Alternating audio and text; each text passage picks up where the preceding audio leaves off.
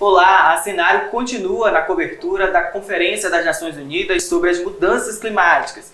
E hoje a gente recebe aqui no nosso estúdio o diretor da WCS Brasil, Carlos Durigan, que vai falar um pouco para a gente sobre essa repercussão de como o Brasil está se comportando nessas reuniões. Na segunda-feira, o ministro do Meio Ambiente, professor, falou que o Brasil pretende zerar as emissões até 2050 e também assumir um compromisso de reduzir as emissões até 2030. Ontem, o presidente Jair Bolsonaro disse zerar o desmatamento até 2030, mas ambos não apresentaram o mecanismo de que forma o Brasil vai reduzir tanto as emissões quanto o desmatamento na Amazônia. Nós vivemos atualmente no Brasil um aumento expressivo das emissões, na verdade. O Brasil já emitiu nos últimos 3 anos quase 10% a mais do que números relacionados a emissões anteriores. Então nós temos visto nos últimos anos um aumento expressivo na degradação ambiental e consequentemente no aumento das emissões, e o que acontece é que agora como que nós podemos ver esse cenário ser revertido, mesmo porque a gestão federal tem sido uma incentivadora de ações degradantes, e aqui na Amazônia nós temos visto isso.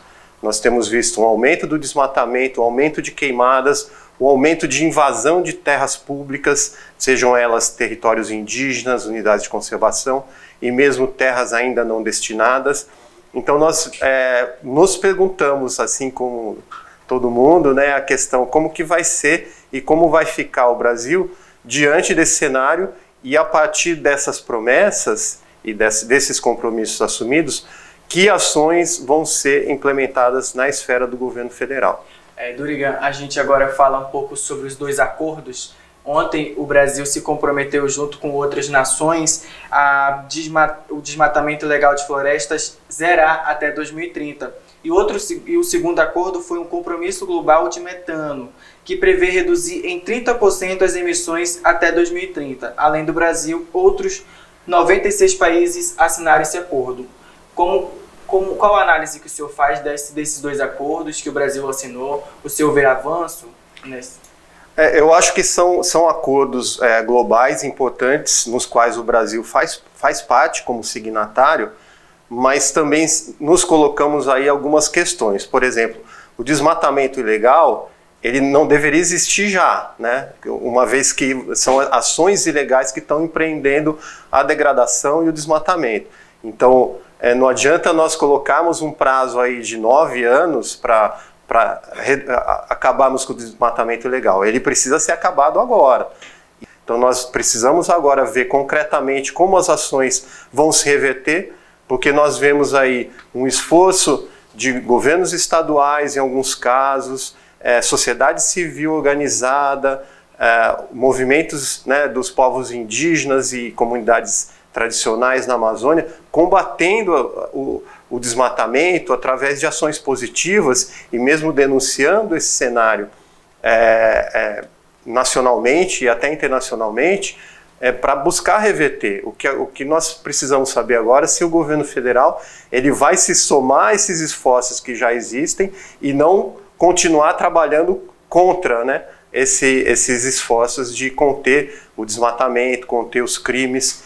E no caso do metano, o metano é o segundo gás de grande efeito nas mudanças do clima, é um gás de efeito estufa muito potente, né? Depois do dióxido de carbono é o principal, e as emissões de metano no Brasil, quase 70% das emissões de metano contabilizadas no Brasil vêm das atividades relacionadas à agropecuária, principalmente a pecuária. Basicamente é um desafio que se coloca, porque é uma questão de reduzir atividades de agropecuária que geram muito metano, ou seja, a pecuária, principalmente a pecuária bovina, ela pode ser afetada, é uma atividade que está em franco crescimento na Amazônia, e ela deve retroceder se quisermos aí reduzir a emissão de metano também. Mas o Brasil é signatário agora também desse acordo. E é o setor que mais cresce, né? Não se viu abalar, né? Durante a pandemia, a gente não viu o agronegócio ser abalado Pelo contrário, só cresceu ainda mais. A gente falou aí, a partir de hoje, na COP26, acontece essa busca pelo financiamento, né? Pelo financiamento de pesquisas, de desenvolvimento, principalmente na Amazônia. Os secretários estaduais de meio ambiente paralelo dos 9 estados da Amazônia começam hoje uma busca lá em Glasgow para financiar projetos para reduzir o desmatamento na Amazônia. E o Amazonas, claro, não é ao contrário disso, Carlos Durigan. O secretário daqui do Amazonas conversou com a gente antes de ir para Glasgow e comentou dizendo que vai em busca desse financiamento, já que o Fundo Amazônia está parado, né, desde 2019, quando Noruega e Alemanha suspenderam esses repasses. O senhor também já está aqui com a gente comentando sobre esse assunto e eu queria que o senhor falasse sobre essa busca, né, de financiamento, qual o caminho nesse momento seguir, já que o Brasil está meio que atrasado aí no tempo. Na COP26, anúncios importantes estão sendo feitos nesse sentido. Vários países, dentre os países mais ricos do planeta, estão se comprometendo a investir em ações de controle de desmatamento, em ações de redução de emissões a partir de atividades e substituição de matriz energética. E esse é um cenário muito importante que pode trazer linhas de investimento em iniciativas que promovam o desenvolvimento sustentável. É importante lembrar que desde 2015 nós temos a Agenda dos Objetivos de Desenvolvimento Sustentável, da qual o Brasil também é signatário. E nós já temos no país estados, até municípios e mesmo setor privado trabalhando no sentido de construir uma base de desenvolvimento mais sustentável.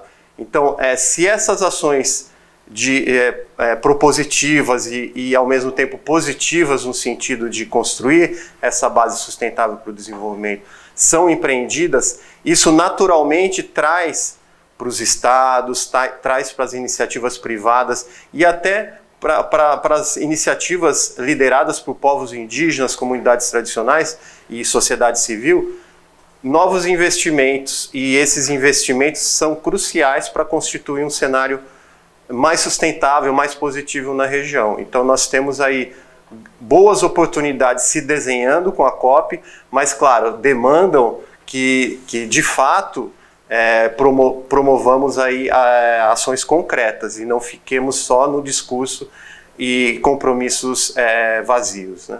O senhor falou tocou num assunto bastante importante que muita gente espera que não fique só em palavras, né? Quando a COP acabar na próxima sexta-feira, no dia 13, os estados, os países colocam em prática tudo que for discutido. A gente agradece a sua participação aqui com a gente. Durante todos esses dias o senhor vai estar contribuindo bastante aqui com a gente. Muito obrigado mais uma vez. Eu que agradeço.